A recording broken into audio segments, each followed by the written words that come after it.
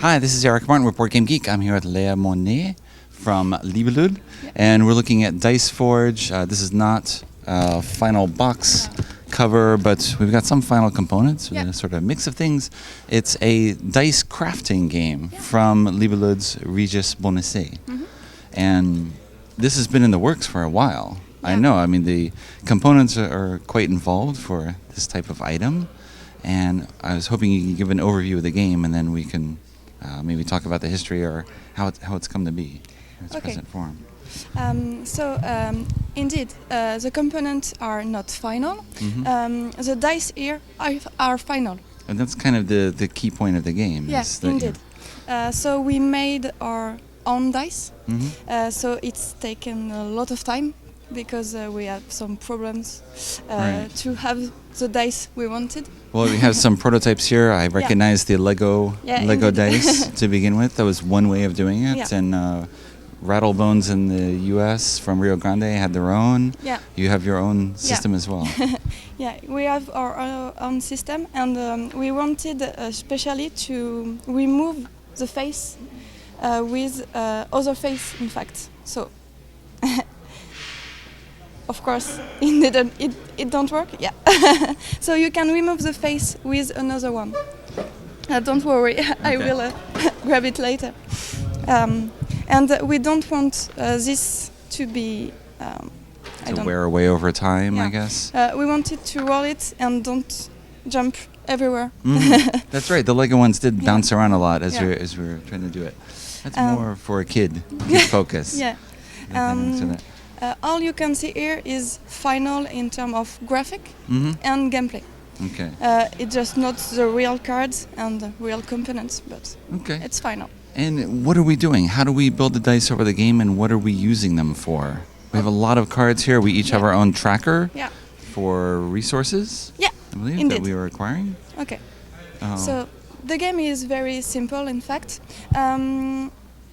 All the players will be rolling their dice all together and collect the resources on their dice. So here, 2 gold. Okay. You do the same. Here. Let's say I rolled this. And there is only one active player. Okay. And he has the choice between 2 actions. First of all, he can buy faces here on the temple. That's right. And this is the box itself. This is something that lays on top this is non-final. Okay. All right. We had it in New York. We had it in New York where you could actually lift it up. But this is something that comes off and then everything stores underneath it, and then this goes back on top and keeps the faces organized. In the toy fair, you had seen the more final box, still a prototype, but with all the slot here to... that's what I'm missing. But it had spaces for the dice and then things underneath it. Okay. So, first action possible, you can buy faces here. You can buy how many you want, but you of course have to pay them.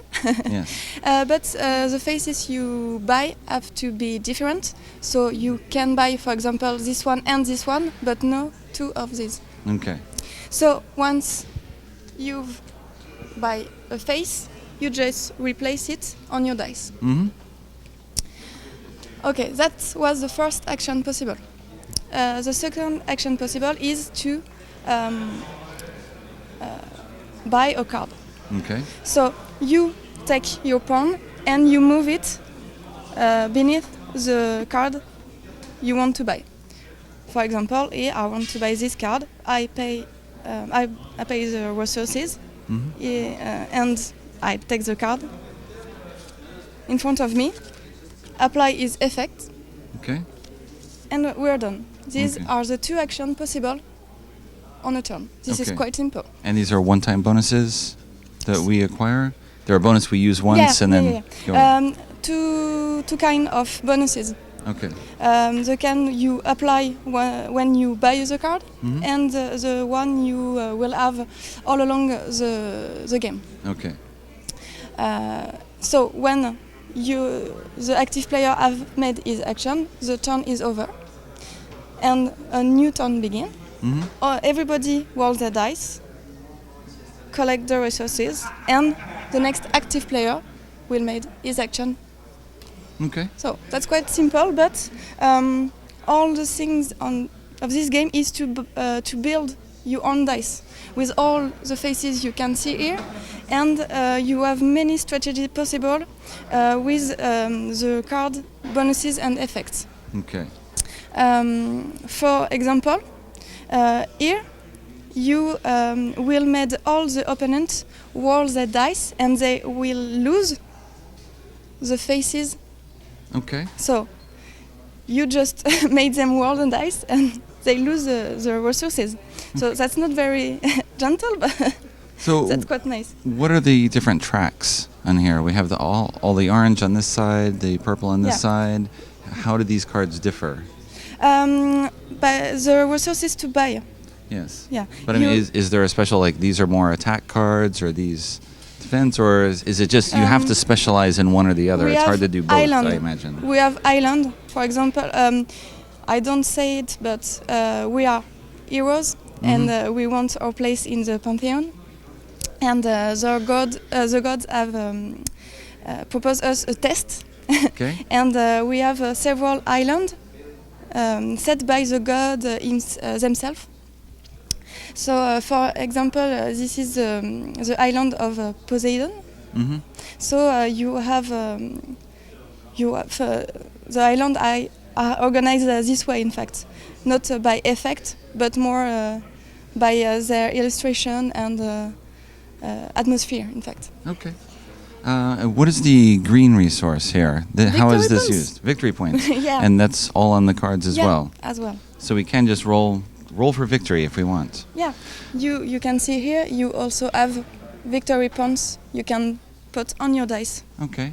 Some of each, and we also have these faces on the bottom. Yeah. What are these special ones? These special faces can be only by cards, in fact. Okay. So you buy the card and you can obtain this face. Okay. For example, this one. You put it on your dice, and you can copy an opponent's dice. On that particular roll. Yeah. Each time we do it, look around the table and see what we do. Okay. So you can just wait to other player to build very powerful dice and just take their resources. Okay. But to get this, you also need to build up your own Yeah. in order to Indeed. advance that way. That's a development game, so you have to be strategic. Okay. When does the game end? Is it a certain number of rounds or victory points? Or? 9 rounds at 2 and 4 player, and 10 rounds at 3 player. Okay. Okay. And count up our points here. So we're building up over time. Obviously, we're going to all start very similarly. We start with similar dice, in fact. Yes. We start at equal resources and Right. dice. Okay. So you really have to build your personal strategy and your dice as you want. So Okay. there is several strategy possible, and you can mix them as you want, in fact. Okay. It's like a deck building, but with dice face, in fact. Right. And it's been in the works for a long time. Is this mostly due to the construction of the dice, and or is it just sort of normal development time for you? It doesn't feel long.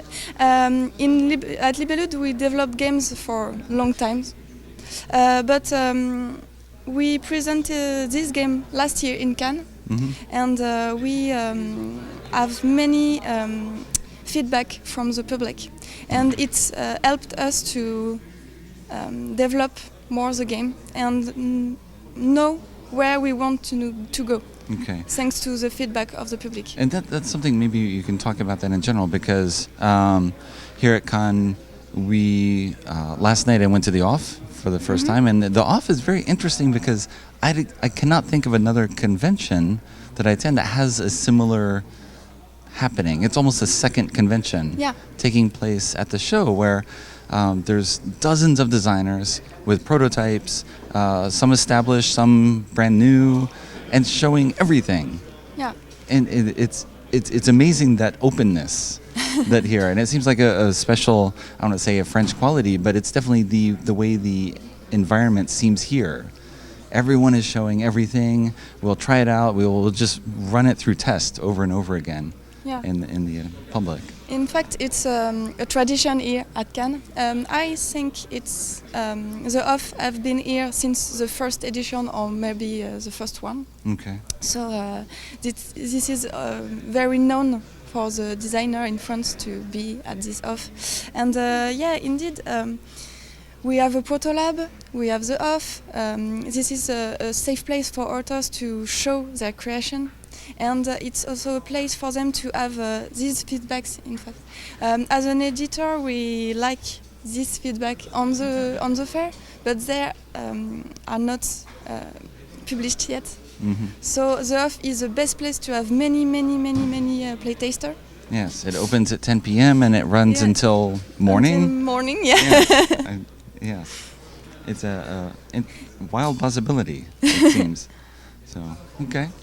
That's good. I mean, it's just very different, sort of the atmosphere, I guess, because a lot of the U.S. it seems some of the publishers when they're testing seem more closed and don't want to talk about things until they're ready to have it public. And here it was sort of public to begin with. I mean, I think I played it at the end of 2015 in a very rough form, and now it's developed continually. Yeah, and we like the public and the professional to know about the evolution of our games. Yeah. They can see our work, and we can show that we listen to them, and we listen to their feedback, and we listen them, and we think about that when we continue to develop the game in Libellud. Right. Okay. Well, thanks very much for the overview of Dice Forge. Due out in May 2017. Yeah. Yes.